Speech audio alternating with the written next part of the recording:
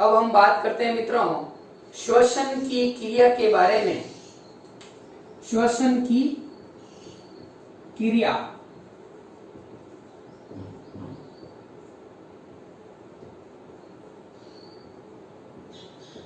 Mechanism of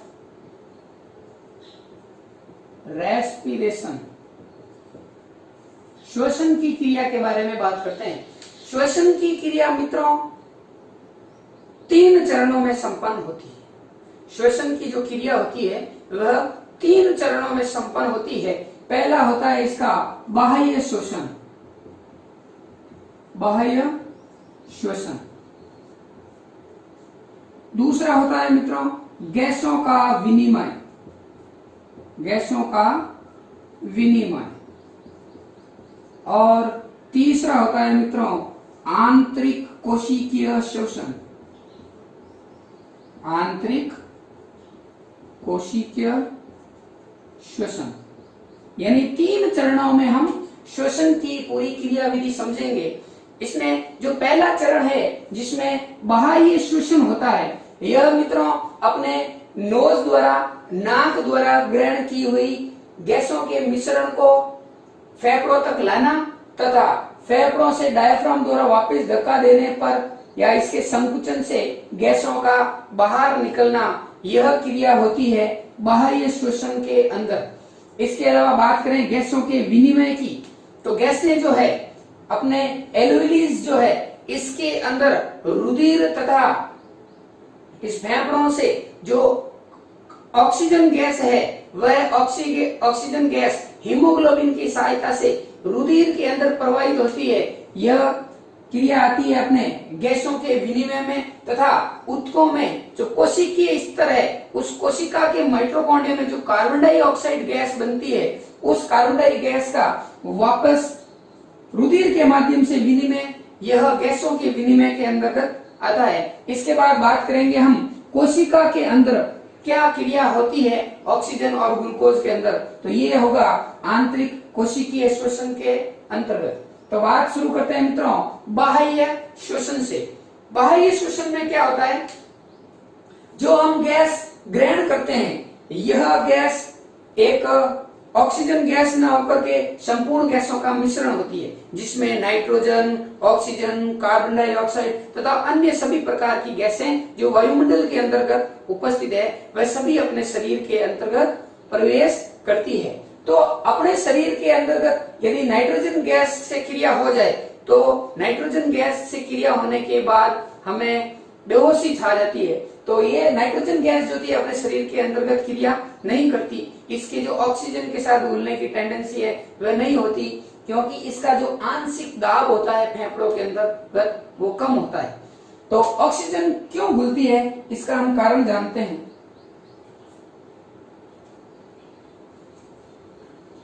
तो बात शुरू करते हैं मित्रों बाह्य श्वसन की, ऑक्सीजन के घुलने की। तो मित्रों ऑक्सीजन जो है यह घुलता है इसके आंशिक दाब के कारण।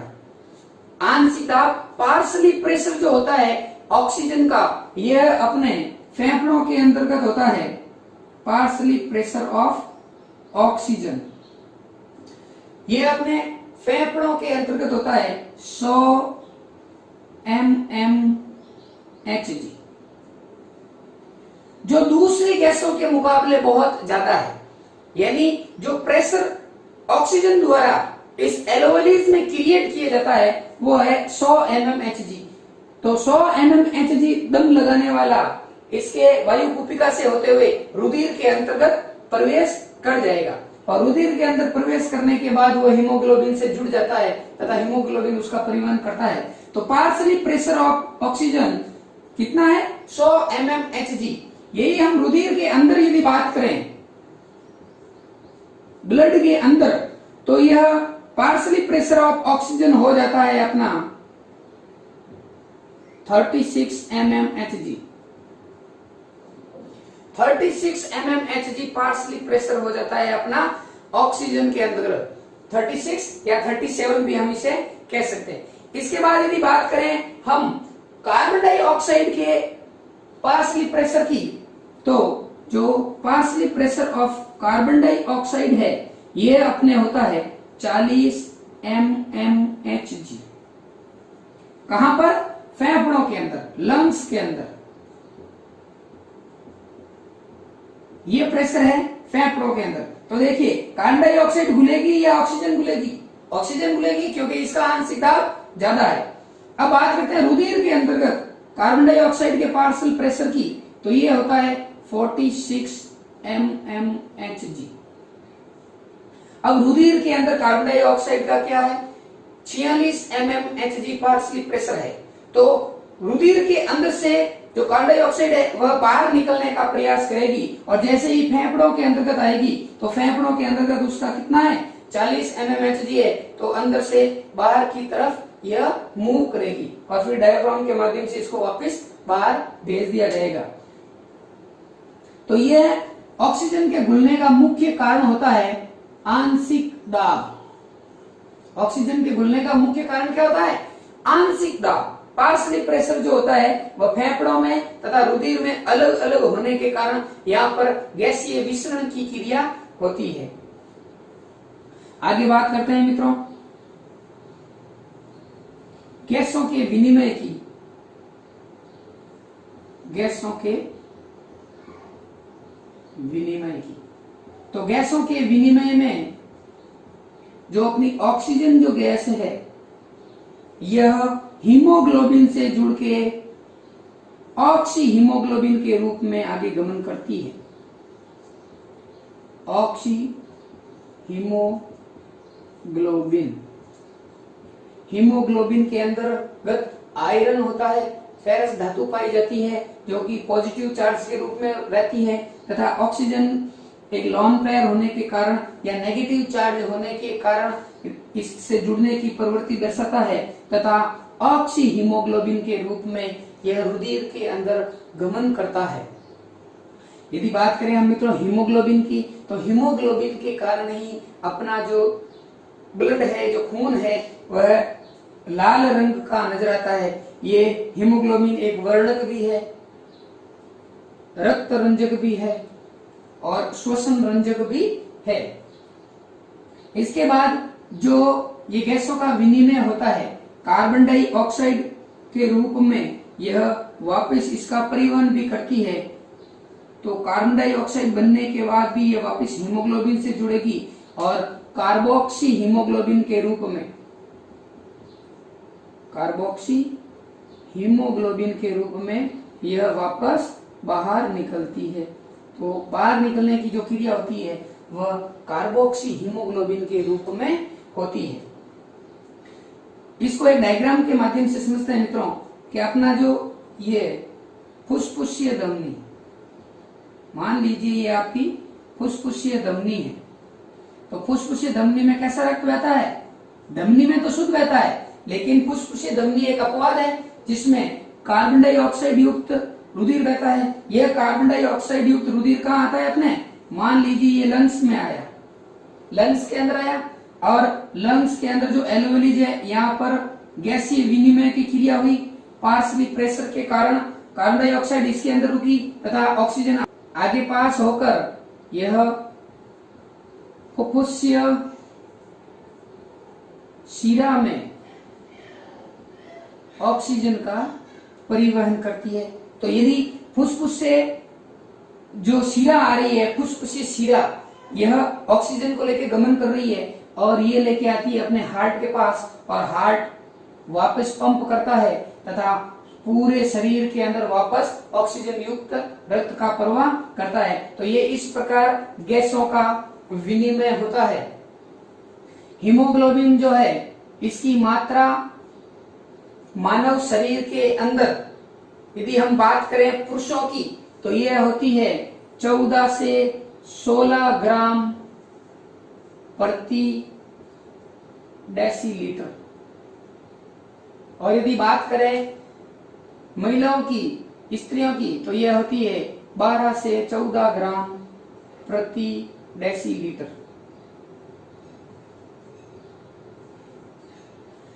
हीमोग्लोबिन की कमी, आयरन की कमी के कारण, फोलिक अम्ल की कमी के कारण तथा विटामिन B12 की कमी के कारण भी हो सकता है। हीमोग्लोबिन की यदि कमी हो जाए तो हम रक्त की कमी कहेंगे, और इससे होने वाले रोग को हम एनीमिया रोग भी कहते हैं। तो हीमोग्लोबिन की कमी, आयरन की कमी, फोलिक अम्ल की कमी तथा विटामिन B12 की कमी के कारण होती है। अब बात करते हैं मित्रों आगे कोशिका के अंदर आंतरिक श्वसन की। तो तीसरा जो पॉइंट है यह है कोशिकीय आंतरिक श्वसन। यह श्वसन मित्रों कोशिका के अंतर्गत होता है।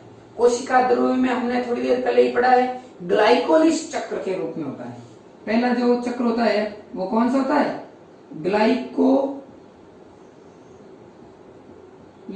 चक्र। ग्लाइकोलिसिस चक्र ये कोशिका द्रव्य के अंतर्गत होता है और पाइरुवेट अणु बनते हैं। पाइरुवेट अणुओं का निर्माण होता है, 2 पाइरुवेट अणु बनते हैं। इसके बाद जो दूसरा जो चक्र होता है इसे केब्स चक्र कहा जाता है। केब्स चक्र यह होता है माइटोकॉन्ड्रिया के अंदर, माइटोकॉन्ड्रियन। यदि हम सिंगल की बात करें तो माइटोकॉन्ड्रियन, यह माइटोकॉन्ड्रियन के अंतर्गत होता है। इसमें मित्रों नेट उत्पाद के रूप में कार्बन डाइऑक्साइड, जल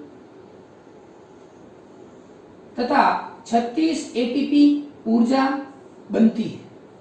तो ये जो क्रिया होती है इसे आंतरिक कोशिकीय श्वसन कहते हैं। ये मित्रों अपने श्वसन की क्रिया हुई। बात करें यदि हम इसके जो गैसों की वायुमंडल में उपस्थित जो टोटल गैसें अंदर जाती है, यह जाती है अपने नाइट्रोजन, ऑक्सीजन, कार्बन डाइऑक्साइड तथा अन्य गैसें। और अन्य गैसों में एक प्रधान गैस और है आर्गन तथा अन्य। तो यदि इनके बात करें क्रम के आने और जाने की, तो इसमें 78% नाइट्रोजन गैस को हम एक श्वास में ग्रहण करते हैं। यानी जो श्वास ली जाती है उसमें 78% क्या है? नाइट्रोजन। यह क्रिया होती है निःश्वसन में। निःश्वसन में जो श्वास लेते हैं, और उच्च श्वास में होती है 78% ही हम इसको वापस एक्सहेल कर देते हैं, छोड़ देते हैं। यदि बात करें हम ऑक्सीजन की, तो मित्रों ऑक्सीजन हम लेते हैं 21% तथा ऑक्सीजन को हम छोड़ते हैं वापस 16 से 17%। बात करें कार्बन डाइऑक्साइड की, तो यह वायुमंडल के अंतर्गत होती है 0.03%। और यदि हम इसको छोड़ने के क्रम की बात करें तो हम छोड़ते हैं इसको 3 से 4%। बात करते हैं आर्गन की, तो आर्गन होती है 0.09%, और इतनी ही मात्रा में हम इसको वापस भी एक्सहेल कर देते हैं। अन्य को उतनी ही मात्रा में हम वापस एक्सहेल कर देते हैं। तो जो रिएक्शन होती है वह केवल ऑक्सीजन के साथ ही होती है, इसलिए हम ऑक्सीजन का मुख्य रोल पढ़ते हैं। ये हो गई मित्रों अपने श्वसन क्रिया। अब हम बात करेंगे श्वसन से संबंधित विभिन्न रोगों के बारे में। तो इसको हटा देते हैं।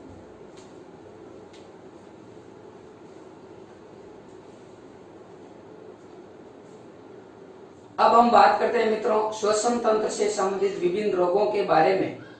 श्वसन तंत्र से विभिन्न संबंधित रोग, जिसमें पहला जो रोग है मित्रों यह अपने श्वसनी, ये जो ब्रोंकाइटिस है इसमें सूजन के कारण उत्पन्न होता है। यह जीवाणुओं से संक्रमित होने के कारण ये श्वसनियां सूज जाती है, जिसे ब्रोंकाइटिस रोग या श्वसनी शोथ रोग कहा जाता है। इसके लक्षणों में लगातार व्यक्ति को खांसी आती है तथा उपचार में हम एंटीबायोटिक प्रतिजैविकों का प्रयोग करते हैं। इसके बाद यदि बात करें मित्रों दूसरे रोग की, तो यह रोग होता है दमा, या जिसे अस्थमा भी कहा जाता है। एलर्जी कारकों द्वारा, जो एलर्जी कारक होते हैं उनके द्वारा शरीर में उपस्थित जो मास्ट कोशिकाएं होती है यह हिस्टामिन का स्राव करती है, और हिस्टामिन के स्राव से श्वसनियां सूज जाती है। श्वसनियों में सूजन पैदा हो जाती है।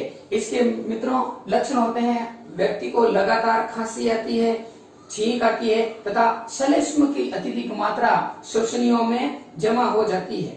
इसके उपचार के लिए प्रतिजैविकों का प्रयोग तथा इनहेलर का प्रयोग किया जाता है। इसके बाद यदि बात करें मित्रों तीसरे रोग की, तो यह रोग होता है निमोनिया रोग।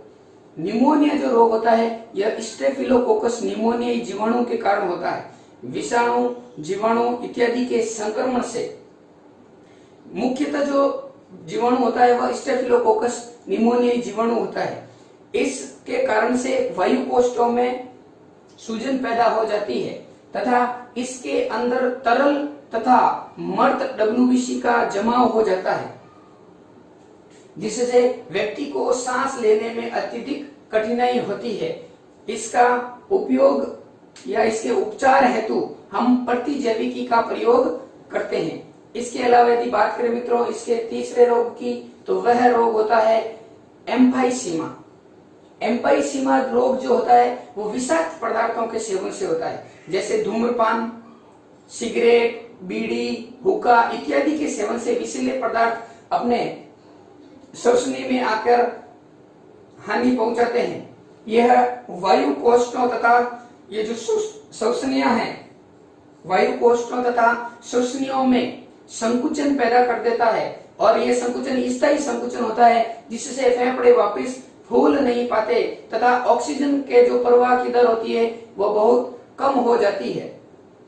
श्वसनियों में तथा वायु कोष्ठों में संकुचन के कारण इसकी जो दीवारें क्षतिग्रस्त होती है यह स्थायी क्षतिग्रस्त होती है। इसका वर्तमान समय में कोई भी उपचार संभव नहीं है। मरीज को राहत देने के लिए ऑक्सीजन थेरेपी का प्रयोग किया जाता है। इसके अलावा एक और बीमारी है मित्रों जिसे सार्स कहते हैं, सर्व एक्वायर्ड रेस्पिरेटरी सिंड्रोम। यह सार्स 2003 में आई थी तथा 21वीं शताब्दी की महामारी के रूप में जानी जाती है। यह कोरोना वायरस के कारण होने वाली एक मुख्य बीमारी है। यह बीमारी इंसान से इंसान में फैलती है, यानी सार्स जो बीमारी है वो इंसान से इंसान में फैलती है, संक्रामक रोग है। इसका वर्तमान समय में भी कोई उपचार नहीं है, बचाव ही इसका उपचार है। और एक और बीमारी जो वर्तमान समय में चल रही है जिससे आप सभी भली भांति परिचित हैं, कोविड-19 चीन के वुहान शहर से प्रारंभ हुई थी। यह कोविड-19 बीमारी मानव के श्वसन तंत्र को बुरी तरह प्रभावित या क्षतिग्रस्त करती है। इसमें जो वायरस है कोरोना वायरस, यह फेफड़ों में संक्रमण के बाद अपना द्विगुणन करके और बहुत सारे जीवाणु विषाणुओं को जन्म देता है तथा यह विषाणु मानव शरीर के इस श्वसन तंत्र के अंतर्गत तरल पदार्थ और मर्द WBC का जमाव हो जाता है, जिसके कारण व्यक्ति को सांस लेने में बहुत दिक्कतों का सामना करना पड़ता है। व्यक्ति के प्रारंभिक लक्षणों में उसे लगातार छींकें, खांसी, बुखार इन सभी लक्षणों से ग्रसित रहता है। इसका कोई वर्तमान समय तक कोई भी उपचार संभव नहीं हुआ है। यदि हम बात करें लेटेस्ट जानकारी की, तो अमेरिका ने एक इसकी दवाई को मान्यता प्राप्त की है, वह है रेमडेसिविर। दवाई का नाम है रेमडेसिविर और अमेरिका का यह मानना है कि यह कोरोना वायरस के उपचार में महत्वपूर्ण भूमिका निभा सकती है या इसका उपचार इसी से संभव है। इसके अलावा भारत में जो दवाई कोरोना वायरस को लेकर चल रही है वो है हाइड्रोक्सीक्लोरोक्विन। हाइड्रोक्सीक्लोरोक्विन का भारत कोरोना वायरस के उपचार में ले रहा है। तो बात करते हैं इसके प्रमुख रोगों की। तो पहला जो रोग है वो है श्वसनी शोथ, जिसे ब्रोंकाइटिस रोग कहते हैं। दूसरा जो रोग है मित्रों वह है निमोनिया।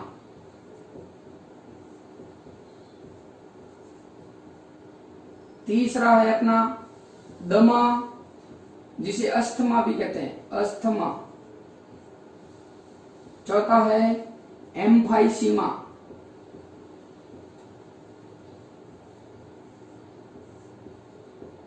पांचवा है सिलिकोसिस।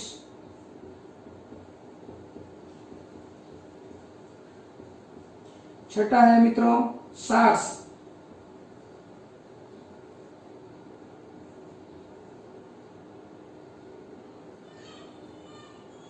सग्रे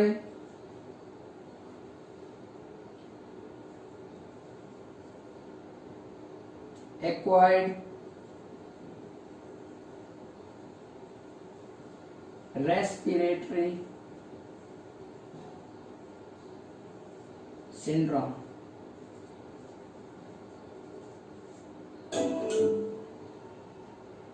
और सातवां है मित्रों कोविड 19। कोविड 19 का जो नामकरण है वह corona virus disease, corona virus disease के नाम से कोविड 19, और यह 2019 में आई थी, इसलिए इसे कोविड 19 नामकरण किया गया है। यह मित्रों अपना श्वसन तंत्र कंप्लीट होता है। फिर मिलते हैं एक नए विषय के साथ, एक नए टॉपिक के साथ। तब तक के लिए धन्यवाद। राम राम।